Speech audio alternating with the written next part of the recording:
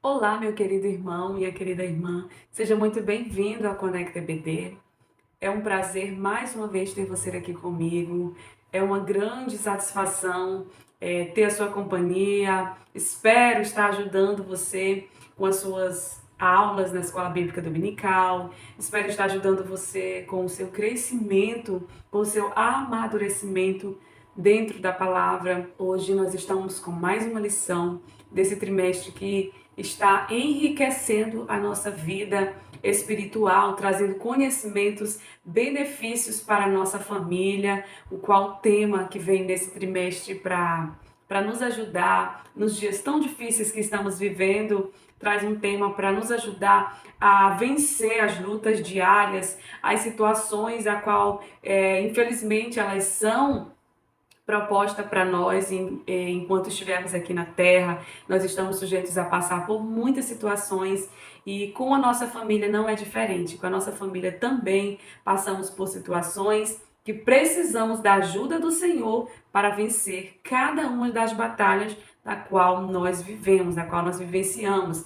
Precisamos da ajuda do Senhor, auxílio da palavra, porque não tem sido fácil as afrontas, os ataques do inimigo de nossas almas, né, contra a nossa família. E para a honra e glória do nosso Senhor, chegamos à quarta lição desse trimestre. Já tivemos assuntos aqui a qual Deus falou profundamente com pessoas e creio que através da vida do pastor Elienay Cabral, a qual foi instruído por Deus, Deus colocou em seu coração esse tema abordando para ajudar os cristãos, a quem quer que seja que queira aprender sobre como vencer as lutas do dia a dia, as aflições, né, contra a família, dentro da palavra de Deus, buscando auxílio na palavra. E então eu creio que muitas pessoas estão sendo beneficiadas, eu creio que estão colocando em prática tudo que estão aprendendo nas escolas bíblicas dominical, tudo aquilo que o Senhor tem, né, entregue a cada um de nós. E o conhecimento ele é muito bem-vindo, e sabendo que o Senhor é o único que pode nos ajudar nesses dias difíceis.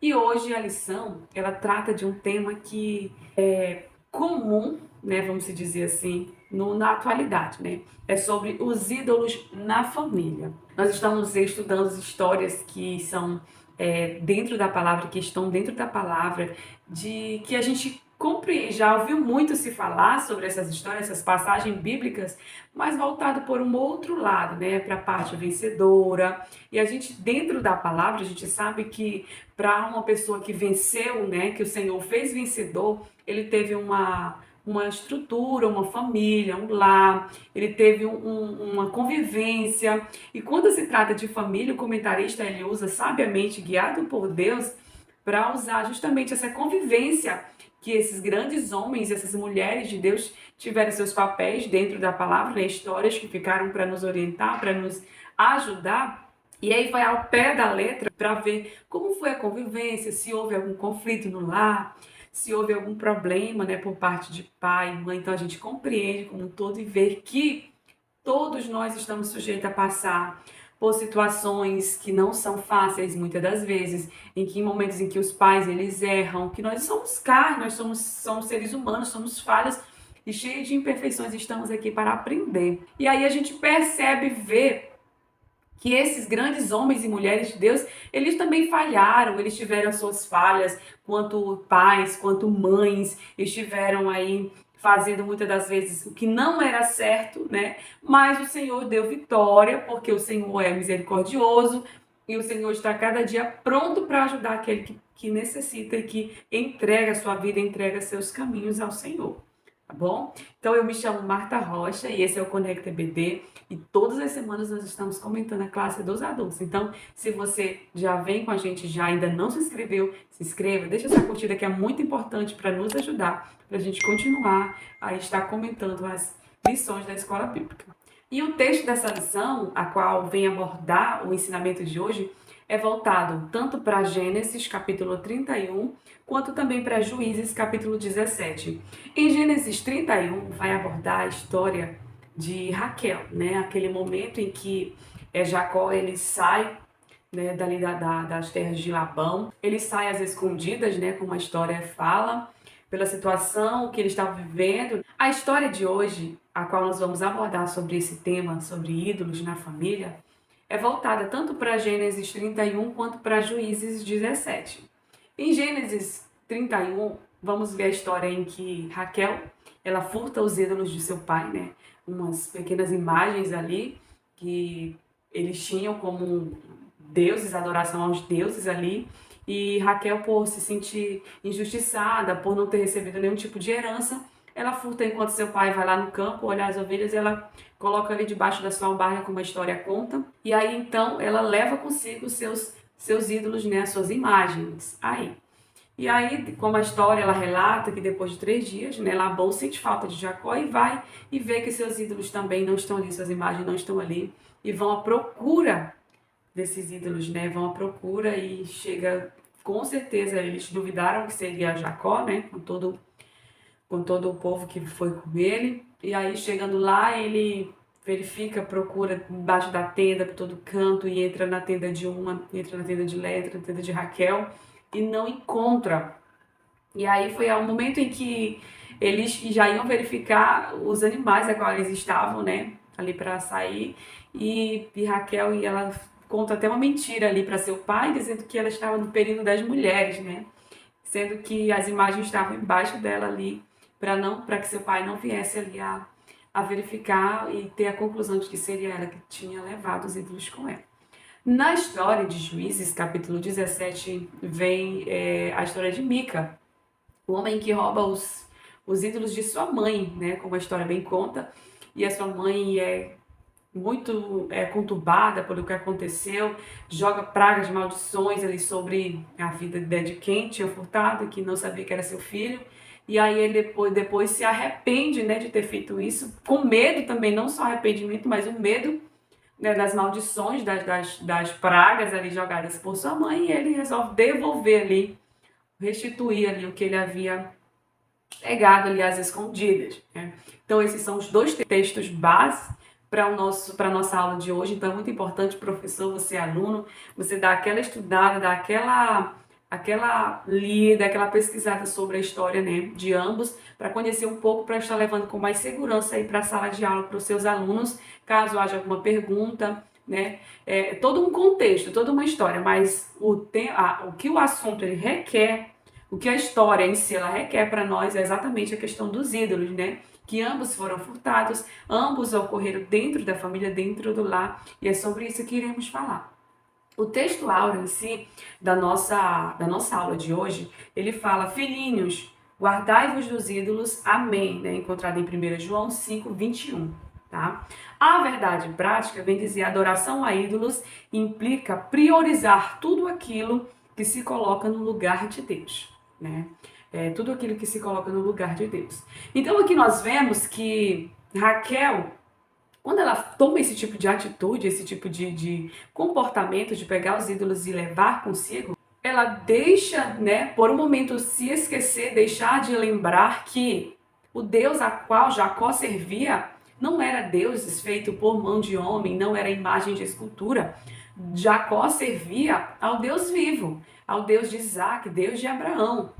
Era o Deus a qual Jacó servia. Mas no momento, Raquel ela leva consigo algo dos seus antepassados. Mesmo o seu marido ali, não sendo adorador de imagens, Raquel ela quer levar consigo um pouquinho que ainda resta, mesmo que fosse esse levar consigo essas imagens vamos dizer, raiva, né?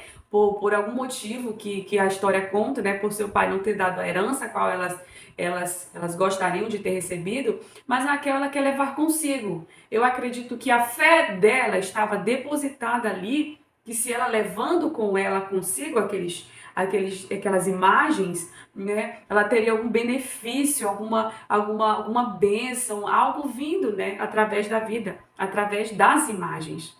E aí então a gente percebe a necessidade que Raquel tinha de se desprender das coisas passadas, das coisas a qual iam ficar para trás. E então, causando ali até um pequeno constrangimento, né? Porque ela mente, ela inventa uma história para ir levando consigo algo que pensaria ser benéfico para a sua vida, quando na verdade o Deus a qual Jacó servia era um Deus vivo, um Deus a qual não necessitava de imagem nenhuma para ter contato com ele, para falar com ele. Era um Deus a qual falava, um Deus que ouvia, um Deus que estava pronto para atender a qualquer dos seus pedidos, das suas súplicas no momento, né? E Jacó, ele vivia sobre a mão do Senhor, vivia os milagres do Senhor, vivia os acontecimentos que era uma após o outro. Ele vivia sob a proteção do Senhor, ele vivia no comando, né, da vontade do Senhor ali.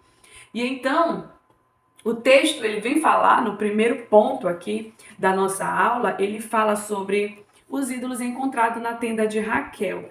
E então percebemos que Raquel, ela tem consigo esse sentimento de adoração aos ídolos, de ser idólatra, porque seu pai era um idólatra, né? O seu pai trazia consigo essa ideia de ser ajudado pelos ídolos, essa ideia de ser ajudado por esses pequenos deuses, né? Então, no interior da sua casa, ele orava e ele acreditava ser ajudado por eles. E a convivência de Raquel, ela via que realmente, né? Realmente era aquilo, então ela acreditava que era aquilo que iria acontecer e que então ela iria ser beneficiada levando esses ídolos, essas imagens com ela, né? Então, era na verdade terafins, né, fabricado de madeira, pedra ou barro, cujas imagens eram veneradas e adoradas como amuletos para a proteção familiar e pessoal. Então, tudo estava na cabeça de Raquel. Quem os possuísse também tinha o direito à herança, né? Quando Raquel percebeu que seu pai não lhe daria herança, como eu falei, ela furtou os ídolos dele, né? Que nós encontramos lá em Gênesis 31, 19. Quem quiser confirmar, pode ir lá, né? Então, ao chegar no acampamento, né, de Jacó, Labão indagou-lhes a respeito, como já falei aqui para vocês, e aí ela escondeu em sua albarda ali, sabendo, né, imaginando que ela seria a beneficiada pelos deuses e também teria o direito ali da herança, né? E aí então nós vemos a necessidade de Raquel ali de conhecimento, a necessidade de se desprender dos seus antepassados, das suas histórias, das suas vidas. Na realidade, no dia de hoje, muitas pessoas, quando aceitam a Jesus, sabendo que ele é único e ele não divide a sua glória com ninguém, como a palavra diz, ele não divide a sua adoração e ele quer que o adoramos por fé, né, sem ver, mesmo sem ver, crer que ele está ouvindo, que ele está atendendo, que ele está nos protegendo. Nos dias de hoje, há também situações vivenciadas parecidas, em que pessoas aceitam a Jesus, sabem da veracidade, né, da potente e poderosa, né, palavra, que é a palavra de Deus, que vivenciamos, mas há pessoas que se prendem a algo, que acreditam em algo, que ainda tem muitas ideias, muitas coisas que trazem dos seus antepassados que não se encaixa conforme o Senhor quer que estejamos, né? Que não se encaixa na nossa realidade enquanto cristão, adorador, enquanto pessoas que crê na palavra, que é fiel à palavra e que tem a sua adoração somente ao único, né, Salvador, né, que fez os céus e a terra e que quer a sua adoração para si, que ele não quer dividir a glória dele com ninguém, né? Nem com A, nem com B. A glória é para ele, a glória dele, tudo é para ele, pois tudo ele fez, tudo ele faz por nós. E aí nós temos um outro ponto que vem falar sobre, né, a idolatria e o caráter antiético de Mica, né? Que nós sabemos que é a outra história a qual o nosso comentarista, nosso amado irmão pastor Elianai Cabral, ele aborda que o caráter antiético de Mica, né? Porque apesar do nome ser especial, significado quem é como o Senhor, nosso Deus, o comentarista ele põe que ele não fazia muito uso, né, do nome, da qual o significado apropriava ao seu nome. Por quê? Porque a mãe dele, segundo os relatos, segundo a história, era uma mulher muito rica, né? Uma mulher muito rica, e nós sabemos que Mica, o que aconteceu? Ele rouba ali, né, os deuses ali, os de sua mãe. Então, aquele povo que vivia ali em Israel, eles viviam em uma região montanhosa em Israel ali, eles tinham se corrompido, né, em Efraim, se corrompido por conta da idolatria. Tinha abandonado a lei do Senhor, estavam mergulhados ali na idolatria. Então, eles fabricaram ídolos caseiros para estar adorando, e o que não foi difícil ali, não está adorando, não está honrando ao Senhor, não foi difícil então o que Mica fazia, que foi roubar de sua mãe esses ídolos a qual pertencia, mesmo ele não tendo necessidade alguma de fazer tais, né, de tais ações, tais atitudes, ele rouba ali de sua mãe. Então, a abominação de Mica, né? Ele havia construído em sua casa um santuário para pequenos deuses, ou seja, terafins, a escritura diz. E tinha este homem, Mica, uma casa de deuses, e fez um éfode e terafins, e consagrou a um de seus filhos para que fossem por sacerdote.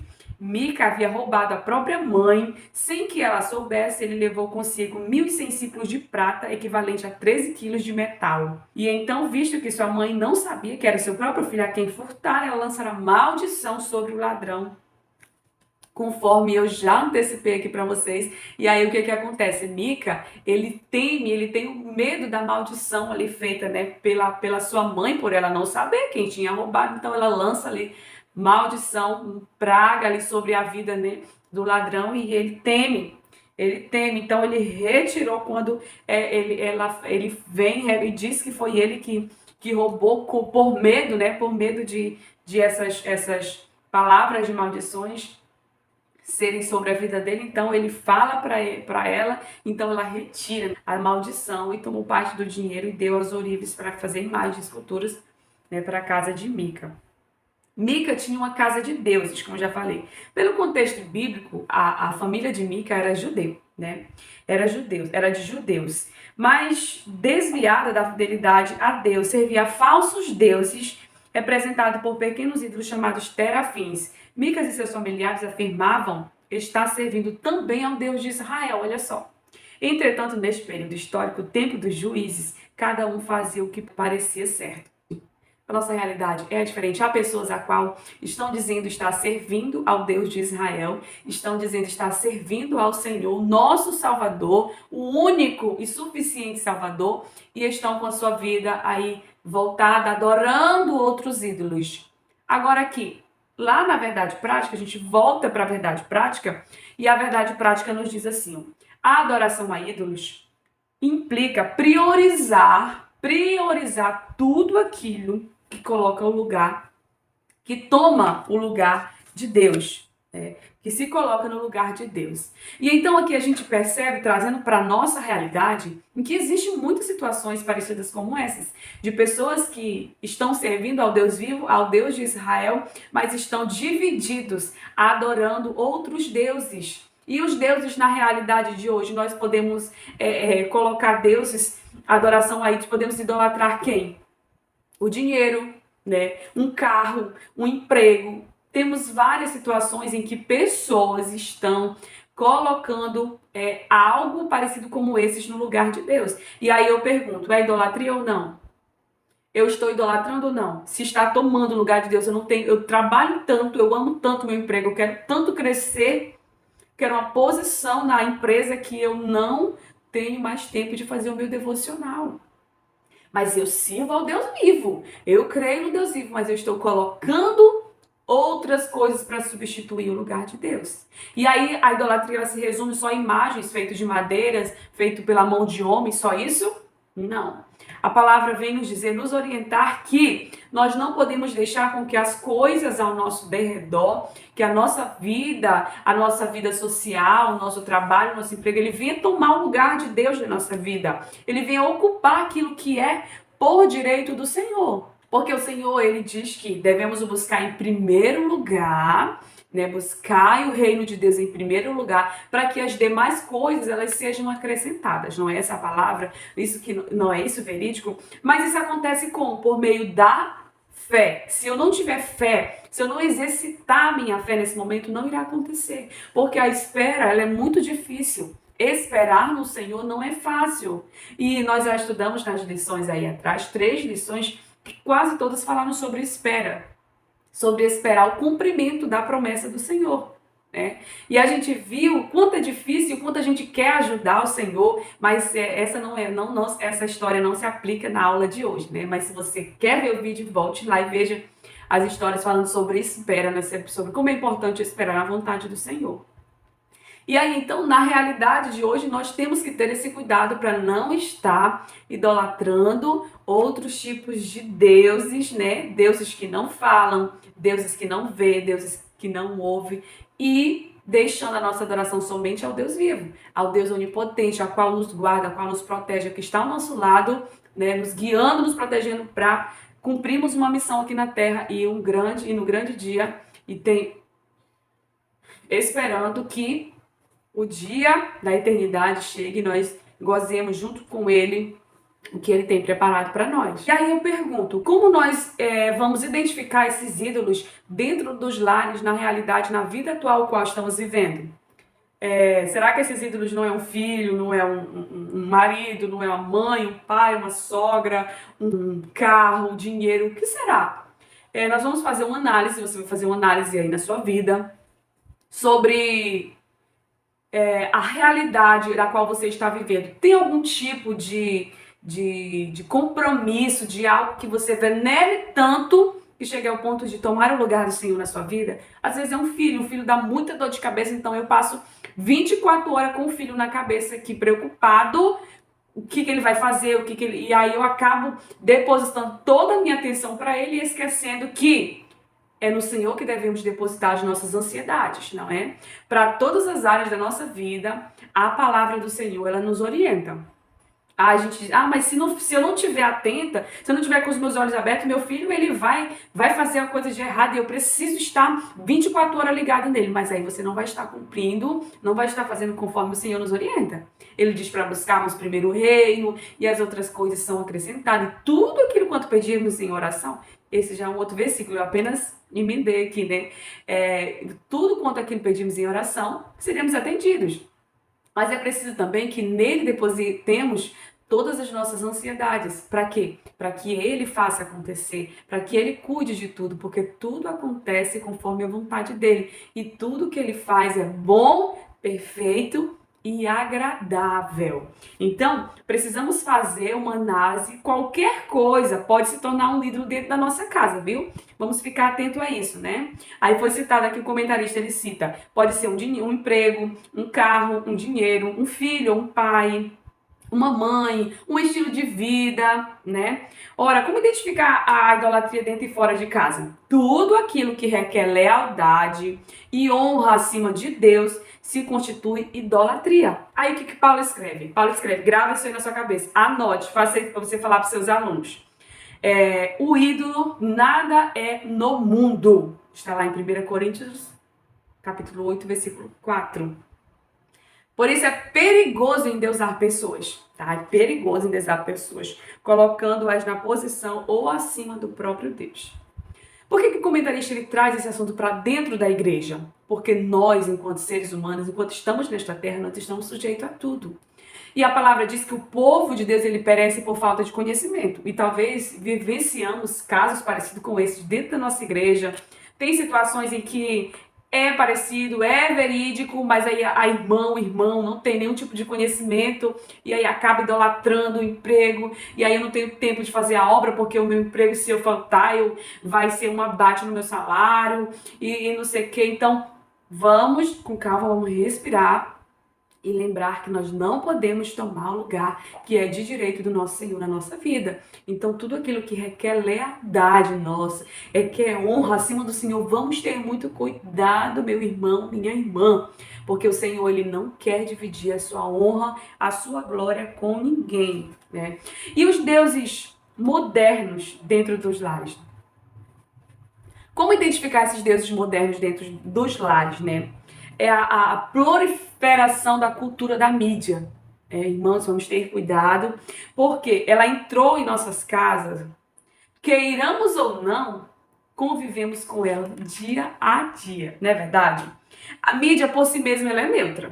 A tecnologia atual, nós temos que ter esse cuidado, amado irmão, minha amada irmã, porque ela nos prende, ela nos vicia, então temos que ter cuidado, porque ela chega através de rádio, smartphone, televisão. De várias maneiras ela chega na nossa casa, na nossa vida. Então, temos que ter muito cuidado. Tem prejudicado as famílias, tem prejudicado esse tipo...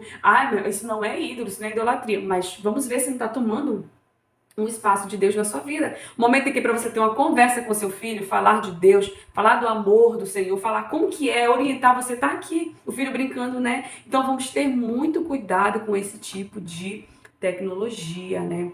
Ela é um meio de comunicação, mas temos que ter vigilância, porque senão ele toma conta da nossa vida.